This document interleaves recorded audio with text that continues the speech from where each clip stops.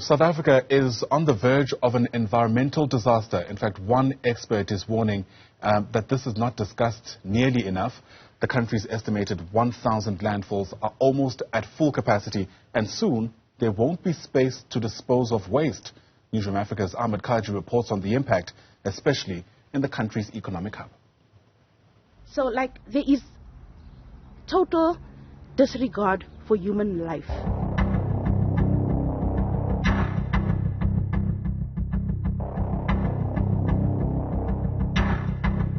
Nobody hears our voices. Our voices are dead to this to this government.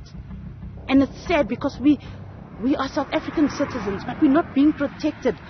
For more than 20 years, Nicole Myberg has been living a short distance from the Grootkopies landfill that has grown to a point of no return. She and other residents of Eldorado Park have taken their fight far and wide, from local government offices to the Police and Human Rights Commission. This thing should have been closed down. We want to know, why is it not being closed down? What is the reason that this landfill is not being closed down? Why are we left to suffer like that? South Africa is sitting on a ticking time bomb.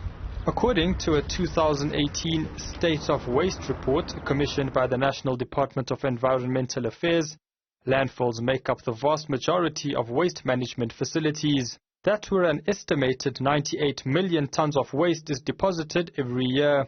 Waste management expert Leon Grobbelaar knows all too well about this crisis. We meet him at another landfill whose location we can't disclose for safety reasons. I doubt it whether those facilities will ever be rehabilitated. It will be left and it will be allowed to overgrown and it will be there forever. And there's a lot of them around in Gauteng. With all of the waste filling our spaces, there are repeated warnings that prolonged exposure to hazardous waste could be detrimental to the health of those living near these landfills. The risks don't end there. It's a known fact that the Department of Water Affairs are preaching to say that by the year 2030 there will be no clean drinking water in our rivers. That's a fact, so they're all trying to prevent that from happening. And facilities like this, not being covered, waste open, high runoff contamination, all of this is going into our rivers. Grobbelaar also says that 80% of South Africa's landfills do not have adequate infrastructure to protect groundwater from pollution. Johannesburg MMC for Environment and Infrastructure, Michael Sun, is well aware of these problems.